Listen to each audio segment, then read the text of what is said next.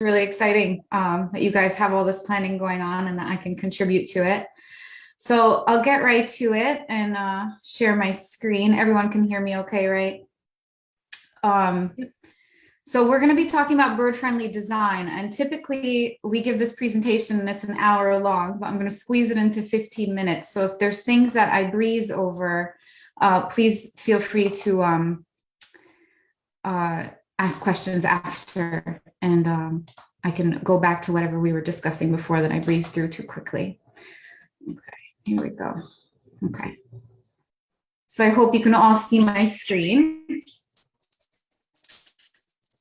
Lovely prothonotary warbler singing his heart out.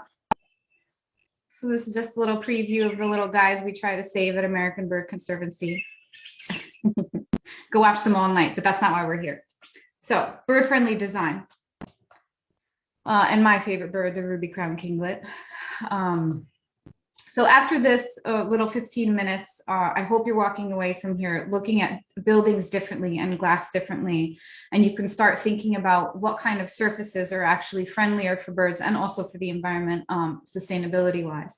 We're going to give you a lot of options here today of different things you can implement in city planning. So there are two types of collisions. And there's territorial aggression, which is what you're seeing with this northern cardinal here in the screen. And basically they'll come back every breeding season if they're nesting within the surrounding area. They're going to fight off any kind of intruder, including their own reflection. And the only way to stop that from happening is covering up the window completely so there's zero reflection of themselves. It's quite funny. You will see them fighting with their own reflection in car side view mirrors, as well as windows. And at the Bronx Zoo, we also have to cover our cars because the male peacocks who fight with their own reflections and scratch up our cars is horrible. But today we're here to talk about high-speed collisions. Birds flying into windows at high speeds, typically resulting in injury and death. So why do we want to save birds? For me, it's easy, but for a lot of people who don't know a lot about birds, they are culturally significant around the world. The bald eagle symbolizes liberty. Northern cardinals can symbolize the spirit passing through, visiting you in your backyard. There's the white dove that symbolizes peace, and falcons that have been used since the beginning of human time as hunters and companion hunters as well. So birds also offer a lot of ecological services, habitat regenerations, out west regeneration, out west with these awful California fires going on. The first animal that's going to come back are typically bird species, and they will basically regenerate the habitat by spreading seed and allowing vegetation to grow. And we wouldn't be able to do it as quickly as they can. So we really need them. They also consume a mass amount of insect pests. So they really decrease the amount of disease that is spread through insects. They're also pollinators, giving us food. So it's estimated that about 46.7 million birders, that there are 46.7 million birders in the United States. I think that number is higher, especially since the pandemic started, because it's become so much more accessible to people as a hobby. It's also accessible all over the world and to all different demographics. And it's known to be a $107 billion annual industry between the gear, ecotourism, local and international, as well as cameras that you buy, the clothes, binoculars, scopes, all of these things. So what are the greatest threat to birds besides habitat loss, of course, and climate change? Cats are number one. We love cats, but please keep them indoors. They're natural born incredible predators, and they kill up to 3 billion birds a year.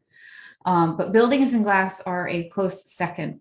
It was estimated in 2014 that about 300 million to 1 billion birds die a year from colliding into glass and buildings. But today we think that's closer to 1 billion because in the last 8 years, development has spread so much, which means a lot more buildings and glass. So where are birds? According to this map, they're everywhere. Radars actually pick up bird migration because they move in such broad fronts during spring and fall migration. So these blue blobs are actually where birds are moving through at night during their migration. So what attracts them to our cities? It's A lot of it is urban lighting, right? Light pollution. When birds are migrating at night, they can get confused and disoriented by these well-lit cities. They come in to rest, they find these green spaces, they replenish, store fat. And when they're going to leave at dawn in the morning, they get really disoriented between the buildings reflecting vegetation in the sky and vegetation in the sky themselves. So that's when collisions are happening. So if you look, these images are pretty incredible, that Houston's metropolitan area is now greater than 10,000 square miles, bigger than the state of New Jersey.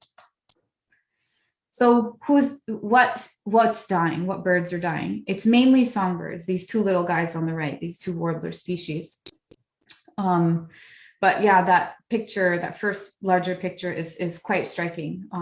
But we do see that constantly throughout cities. And why don't we see them? Because when they collide at dawn, typically cleanup crews are out on the sidewalks in the morning, cleaning up the carcasses, as well as scavengers that come through, these opportunistic gulls, crows, as well as raccoons, cats, you name it. They'll pick up any kind of opportunistic snack. So why are they colliding? The light brings them into the cities, they go to leave, they get confused. If you look at this first image of the tree and the sky, you don't know if that's a picture of the tree and sky directly, or if it's a reflection, or if it's taken through a window. Only the second picture cues you to know that it's either through a window or of a reflection. The third image shows you that it is indeed a building, because we know these cues, right? We need to be giving cues to birds as well if there is some sort of glass barrier there. Because birds' eyes work differently. They don't have depth perception like we do. We really learn that the glass is there. You can't actually see glass. We have eyes in the front of our heads. They have eyes on the sides, on the sides of their big beaks, right? Owls, of course, excluded from this. So it makes them really hard to see forward. So avian vision is also super complex. Their acuity is not as sharp as ours, but they do see into the UV spectrum. And again, with their eyes being on the side of their head, it's good to keep an eye out for predators while feeding, but not when you're looking head on. Birds are also pretty incredible as they can see polarized light too, and they're connected to the Earth's magnetic field, allowing them to migrate without using a compass or a map. So what is a bird-friendly building? On the left, definitely not. On the right, could be, but I want you to understand that bird-friendly buildings don't have to be ugly or boring. And they also, that your buildings don't have to be these huge glass boxes. So bird-friendly buildings use design strategies and materials that minimize threats to birds. This includes using bird-friendly materials, but also minimizing building features that can trap birds or guide them toward problem areas. So how can we design a bird-friendly building? You want to incorporate it from the beginning. That's going to be the most cost-effective and the easiest to plan. You can reduce exposure of glass, incorporate signals on the glass, which we'll talk about, minimize the use of glass. And a good thing is that a bird-friendly design can overlap with solar shading, glare control, design aesthetics, security, thermal control, energy efficiency. If you're making a sustainable building, it can't be considered sustainable if it's killing wildlife. So like I mentioned, you want to put some sort of visual marker on that glass so that birds know it's there. Birds have a super accurate sense of body shape and size. So we suggest a 2x4 guideline, which means that the spacing between any kind of visual marker, whether it's right now, it's really stripes and dots that have been studied thoroughly. Stripes should be no less than 1/8 of an inch thick, and dots should be at least 1/4 inch in diameter. And they should be spaced 2 inches apart horizontally and 4 inches apart vertically, because we find that the smaller bird species can squeeze through incredible spaces. So it's called the 2x4 rule. And the size of the stripes and dots matter because birds can see them from further away, right? So if it gets smaller, it won't be enough of a visual barrier marker for them to fly out of the way of the facade. We've also recently changed this guideline, or made it a bit more stringent. 2x4 is still okay, but 2x2 is if you really want to slow down collisions immensely, because things like hummingbirds can fit through 4-inch spaces. So you have the 2x2 rule. So here's that chickadee flying through. So two types or a few types of glass, bird friendly types. You can have signal glass, so birds with a glass with patterns on it. You want the pattern to be on surface 1 of the glass, so that first surface. It can be on surface 2, but then the reflection of the surface 1 has to be less than 15%, because otherwise that pattern on surface 2 is going to be obscured. And it's going to basically do nothing good for the birds to know that there is some sort of barrier there. You want the reflection to be broken up so it's not reflecting habitat of the sky and trees that we mentioned before. And you also need the correct dimensions. So screen glass can also be used. Physical structures like louvers, sunshades, screens, they can also create a signal for birds. And spandrel glass, but only the kinds that have little to no reflection with a continuous surface 1 etch. So we'll see some images of this as well. So what is bird-friendly design? Strategies and materials that minimize threat to birds include maximize bird-friendly materials, reduce dangerous materials, and minimize features that can trap birds or guide them towards problem areas. This is an image of Tracy Aviary, which is in Salt Lake City. And in Utah, there is zero legislation of having bird-friendly design or buildings. Obviously, it's an aviary, so they were doing everything to conserve as many birds as possible, but it's a pretty cool design. So some solutions you want to incorporate from the beginning, avoid facade indentations. Something like this would be quite splendid for us to sit in, but for a bird, it's just a trap. They fly in thinking they're flying towards vegetation, and they just won't be able to get out because they'll just be ping-ponging from reflection to reflection trying to leave because they just don't get it. So it's not just traditional windows or glass facades or curtain walls that we have to worry about. It's glass railings, wind and noise barriers on bridges and highways, bus train shelters, skywalks, building connectors. You can see it's reflection as well as transparency. If it's completely transparent, a bird's just going to try to plow right through it. Even for us on sliding doors, a lot of the times in larger office buildings, they'll have some sort of signal at human eye level so that we know there is actually a door there that has to be open. So what stops collisions? These visual markers that define the virtual barriers that we showed before. So this is just a great image of a swallow squeezing through a 2-inch crack. Swallows are very rarely collision victims, but not all species are as agile as the great swallow. So you want the patterns to be visible, what I mentioned before. Surface 1 is ideal, and more patterns, products like that are becoming more available on the market, but you can see that the reflection diffuses the pattern and you can't really see it. Also, insect screens are really great for at home. Insect screens will diffuse reflection, and if a bird was to hit your window by accident for some other reason, if it was being chased, it'll bounce right off. Just a side note. So contrast is also huge. You want a contrast between the pattern and the glass. So you can see the bolder lines are seen better past the reflection. So some solutions: new construction, mandatory ordinances, guidelines, policies. And you can fix and retrofit existing buildings, including your homes. So I know we wanted to talk about ordinances today. ABC has a really great website, and we have our model ordinance up there, and also legislation of how to get it passed in your town or city, state, how to get that kind of paperwork started and get the drive.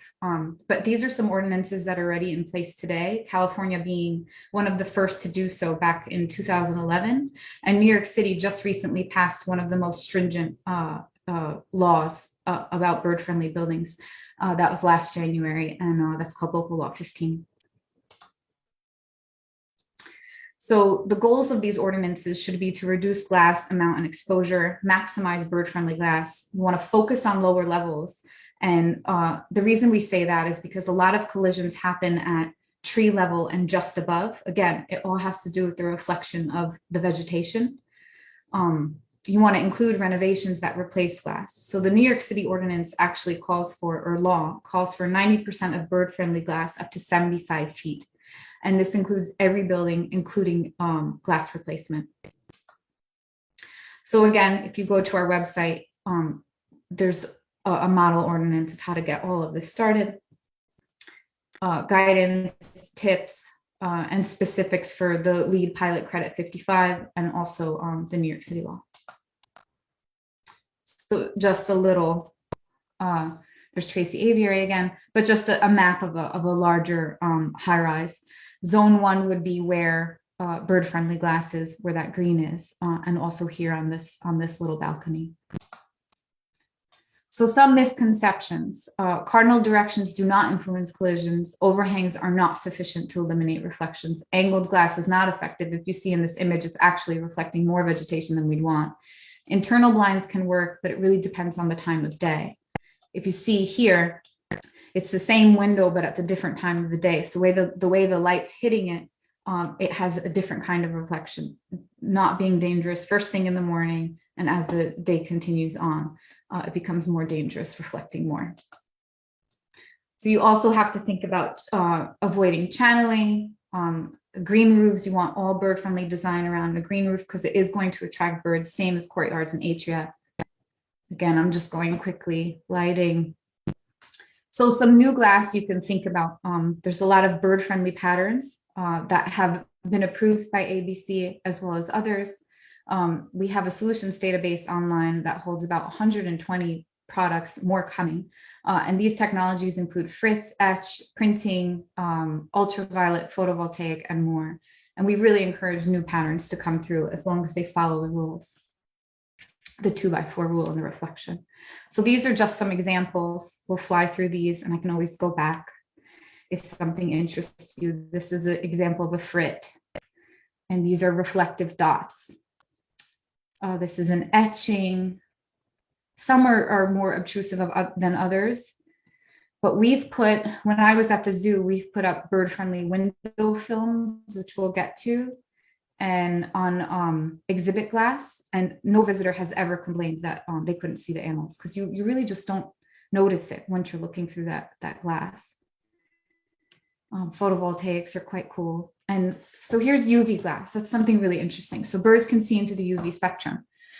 So there are products that reflect UV and absorb UV, which virtually we can't really see, but birds can at certain times of the day. So this is an example of that. It's Ornilux Mikado. And they've actually have a lot of buildings up in the US. So UV glass must have patterns, but it cannot be freestanding. It works better when it's backlit. They are expensive. And again, not all birds see UV. We think the Arnold glass works quite good because their pattern is quite loud. You can see it there on the bottom left. That's what the pattern looks like. And it's even brighter when the UV hits it. And it's been a really good trigger for birds. But there are a lot of other companies creating UV materials. And then retrofits, you can do this at home or on big buildings. Window films, feather friendly is a great one. More window films. That's actually an image of the zoo here, of a glass railing at the zoo. More window films, Kaleidoscape. It actually tints the window from the inside, so it reduces AC costs. There's Acopian Bird Savers, a really cheap, effective way to bird-proof your house is putting up these paracords 4 inches apart. And they also call them Zen wind curtains because they sway in the wind. It's quite nice. Netting is also a cheap and effective way. You just have to make sure it's put up correctly and it's taut and nothing gets tangled in it like a bird. Insect screens, like I said, tempera paint. Those are seasonal, but really not costly. Bird tape, we offer a bird tape, and then just some more. And again, this is all on our website. I'm happy to send you all of these links. And then just some images of some really great bird-friendly buildings throughout the world. Again, I'll just breeze through and I'm happy to go back at any time. But these are all frits. More frit. This was actually UV. This is Vassar College, and they monitored before and after, and it's decreased collisions immensely. This one has that line pattern. And again, you can't see it from far away. It just looks like a normal glass facade. Shading, solar shading here, louvers, reducing exposure of light with the design of glass, I'm sorry, here as well. The De Young Museum in Golden Gate Park. If it wasn't bird friendly, it would be killing a lot of birds. And then you can also use minimal glass, and it doesn't have to be boring. This is up in the Bronx, over here by me. And this is actually the World of Birds where I worked. It's not the most attractive building, but in the 70s, it was, state of the art. So final points. Surface one is best for a visual marker for the pattern. You want all buildings to be bird friendly because all buildings are a danger, even homes. Being bird friendly looks great. Let's make sure people know about it. We talked about not wanting it to interfere with our view. It won't. New construction is better than doing a retrofit. It's less costly. And you need to incorporate glass as well as lighting and landscaping. And again, you can go to our website to see all of these products that we talked about. And please go to birdsmartglass.org, and everything I talked about today is actually on that website.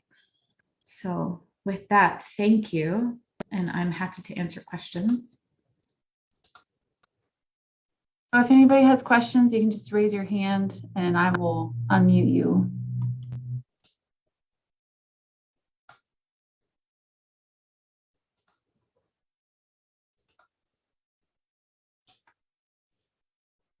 So I know that was really fast, and I wish I could have gone in depth on a lot of those issues, but I hope you all got the gist of it. So Patty Hamilton's got her hand raised all.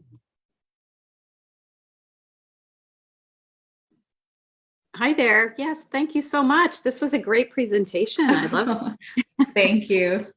I guess I'm just wondering, we have a lot of old buildings in Maine that are here to stay, so we probably aren't going to start from scratch. Sure. And so kind of promoting, it sounds like there are things you can do to the glass that exists. You'd have to use those films. Is that how I understand it? Yeah, absolutely. I mean, if you don't want to put new windows in, which of course are super costly, window films are so effective, and some of them can be really cheap. Some of them can be, DIY, or you can have a professional come out and put them up for you. And some are quite attractive as well.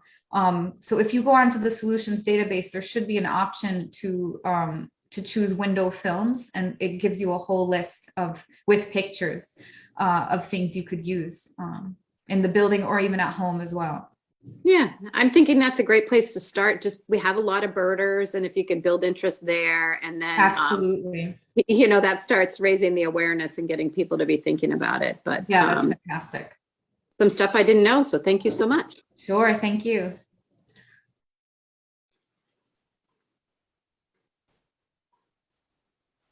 I'll just ask a question for me.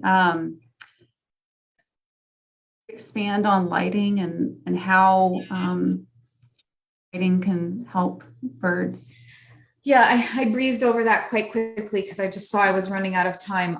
So lighting, it can be one, cost effective for us to turn off our lights, but two, it's really great for birds. The skies have really lit up over, the last 10, 20 years with development and also people's just obsession with having lights on. But cities in general, light pollution is insane. You have to go really far out of your city to see the stars now. So that should be a clue to you of what the skies look like to birds. Like, if we can't see the stars, I can only imagine the birds being blinded while they're flying through. So there are ordinances put in place. This should be on our website as well, how to get a lighting ordinance put in. But New York City just put one in where all city buildings have to turn off the lights during migration season from the hours of 11 p.m. to 6 a.m. And this just basically decreases the light pollution. It'll decrease the amount of birds that will come in, and it'll also help them be able to leave without having leave safer without having so many lights on to confuse them. And of course, we had to fight with the city because you think about people's safety, right? So you don't want to turn out street lights or anything like that, but you can have motion sensors only have these lights on when people are around. There are ways to make it better for us, better for the environment, and also better for the birds.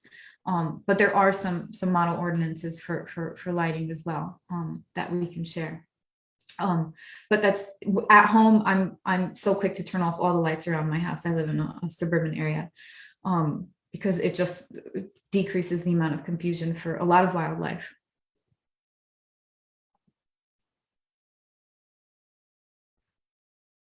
Else have any questions?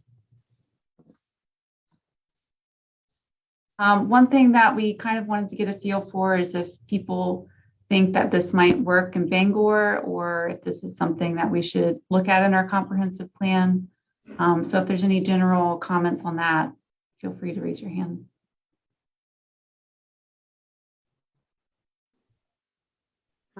It's Patty again. Oh. I'm thinking, I love this stuff, so I'm a wonk, I guess. I think that there's a lot of interest in birding, and I think you mentioned it earlier. I think the pandemic made that even more so.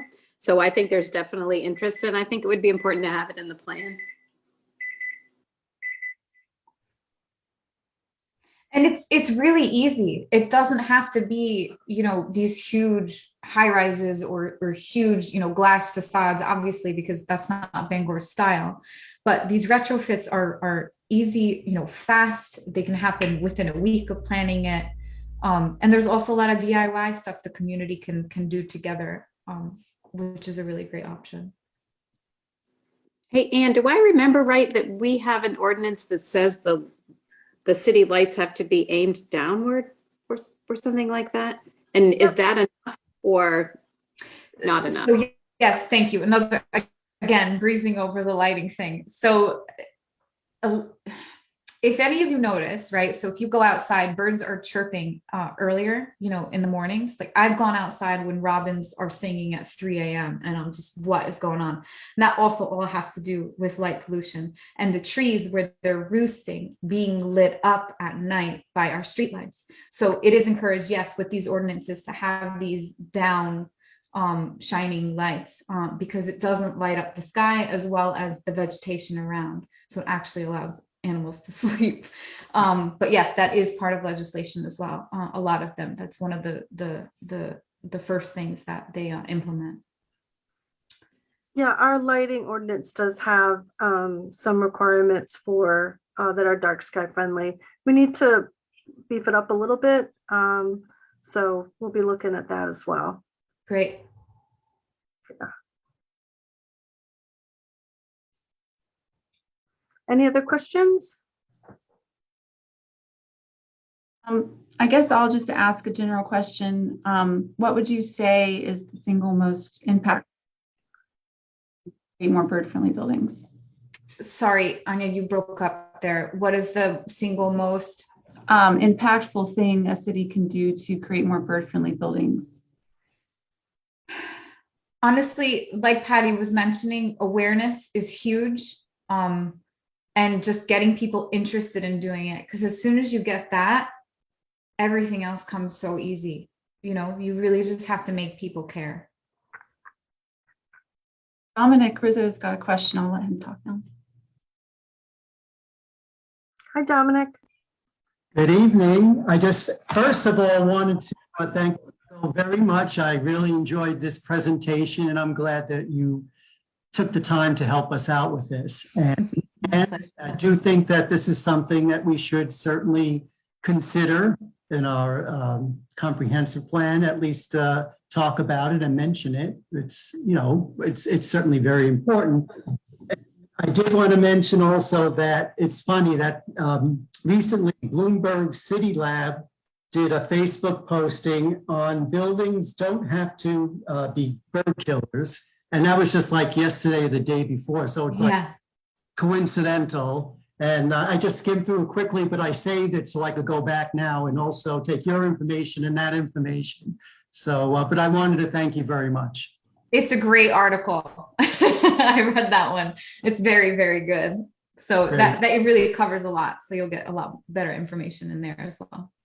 Well, thank you.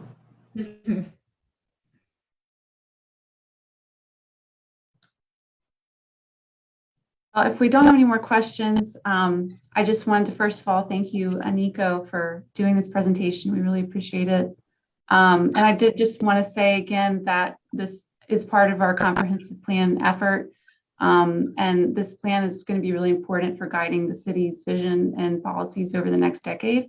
So we really want to hear from as many people as possible. I did just want to, give a few updates on how you can stay engaged. You can sign up for email updates for the comp plan on our the Bangor main website. And also you can submit feedback through our new public engagement website from the Community and Economic Development Department page. And if you don't mind, I'm just going to share my screen real quick just to show people how to do that. So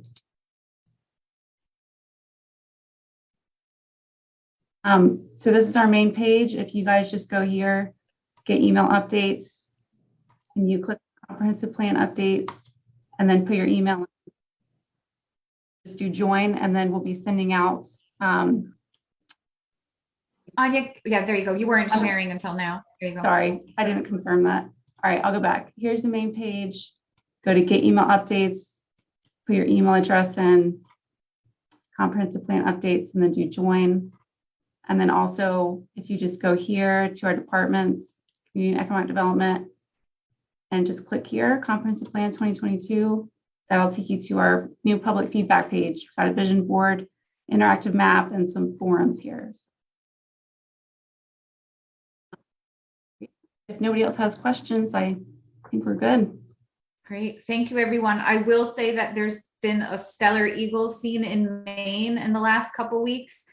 They're typically from Russia. So get out there with your binoculars up if you have any, because the US is going crazy. It's been here for about a year, seen all over the country. It's just amazing. And thank you. And please reach out if I can help with anything else. Where ABC is really an open door place. So we're always happy to answer questions. Excellent. Thank Thank you. you. Thank you so much. Yeah. Thanks, everybody. See you Have a good next night. week.